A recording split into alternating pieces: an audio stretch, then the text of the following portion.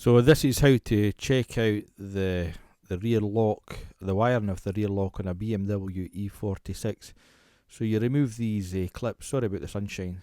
It's unusual to get the sunshine actually in Scotland, so we're quite delighted to get outside.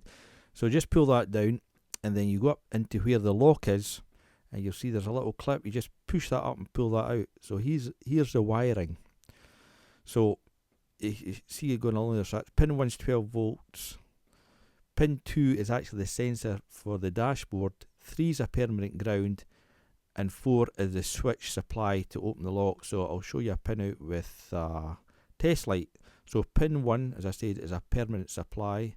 So as you can see in pin 3, I've actually made up my own earth lead because I lost the earth somewhere. I couldn't trace the one, so I just assume it's in the loom somewhere. So clip my earth to there, and you can see that pin 1 is a permanent supply, even with the key switched off. So that's pin 1. We then go to pin 2.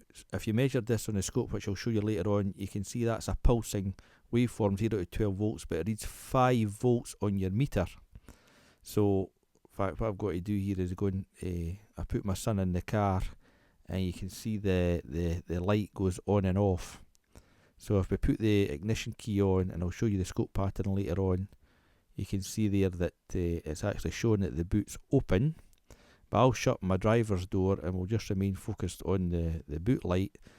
And when he's in the car, I just earth that. See that? Earth it on and off.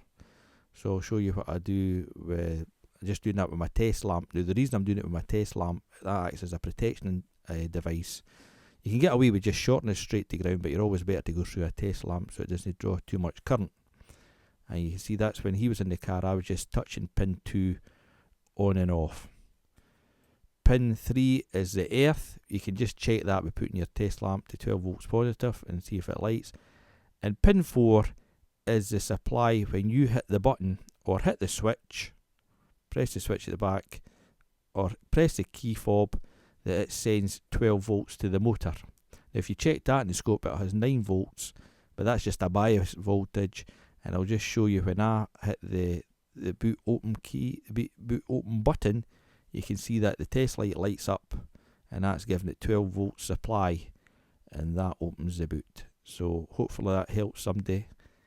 So here's me pinning out pin 2. As you can see, I'm using the green channel, top right, 5 volts. So if you measured that wire by multimeter with the ignition on, 5 volts. And this is me actually grounding the wire out, and it reads 0 volts. Just use my test light. So when I ground that second wire with my test lamp, it stops the 5 volts pulsing, and if we go to the dashboard now, you can see that the light is now out. So that proves that my wiring integrity is good.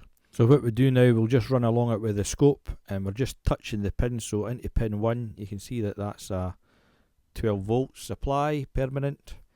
Pin 2, you can see that's the pulsing 0 to 12, but 5 volts in the multimeter show. That's a ground. And pin 4, as I said to you, is the switch supply to the motor to open the boot. So when the button's not pressed, it shows 8.65 volts. But when you go and press the button, you can see the scope pattern, it jumps up to 11 volts or 12 volts. I mean, the engine's not actually running, so you see that? It jumps up, and that's your supply. So that 8 volts is just a bias. So hopefully that helps someone. Cheers.